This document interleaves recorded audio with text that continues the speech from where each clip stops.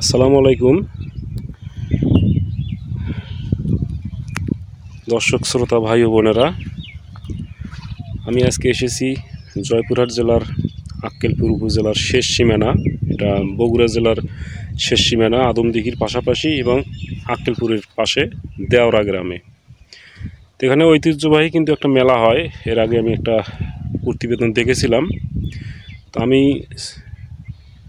চেষ্টা করব এবার এই মেলাটা ভালোভাবে উপভোগ করার জন্য। তো আমি যে জন্য আপনাদের সামনে হাজির হয়েছি একটা মরিচের ব্যাপারে। তো আমি আপনাদেরকে উদ্দেশ্য করে একটু বলতে চাই যে আপনারা যদি চ্যানেলটাতে নতুন হয়ে থাকেন তাহলে অবশ্যই একটা সাবস্ক্রাইব করবেন।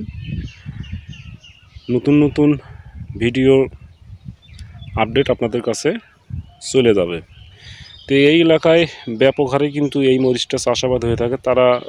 তাছাড়াও এনারা কিন্তু স্থানীয়ভাবে এই বীজটা সংগ্রহ করে থাকেন, স্থানীয় জাতের বীজ। এটার সঠিক কোনো নাম নেই এটার। এরা এই জাতের মরিচটা বাড়িতে বীজ রেখেই কিন্তু এনারা করে থাকেন।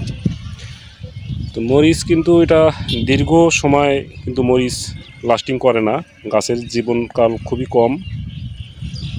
তো এনাদেরকে যতই হাইব্রিড জাতের মরিচ দেওয়া হোক না কেন, তারপরেও কিন্তু ওনারা কিন্তু বাড়িতে বীজ রেখে কিন্তু ওনারা এই চাষাবাদগুলো করে থাকে। দেখতেই পাচ্ছেন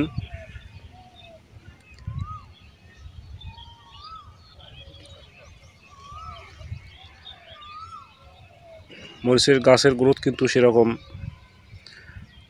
ভালো হয়েছে, খারাপ না, কিন্তু মরিচের জীবনকাল কিন্তু খুবই কম।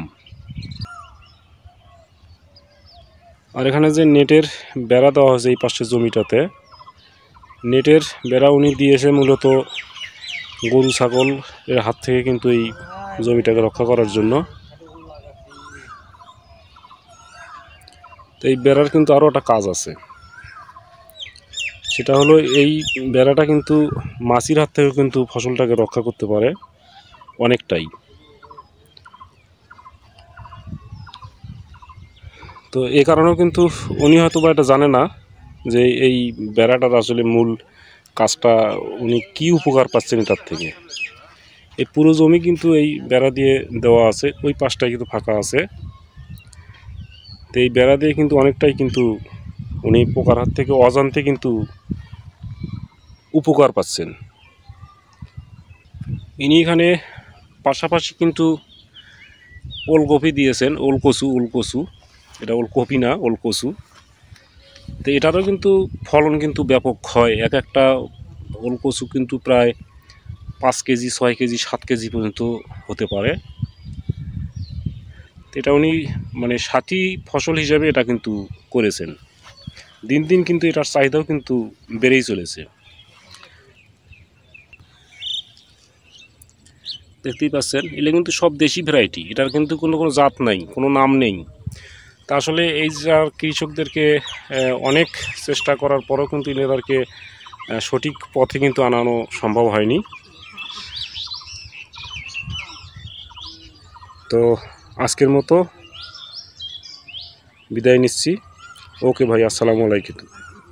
সবাই ভালো থাকবেন, সুস্থ থাকবেন।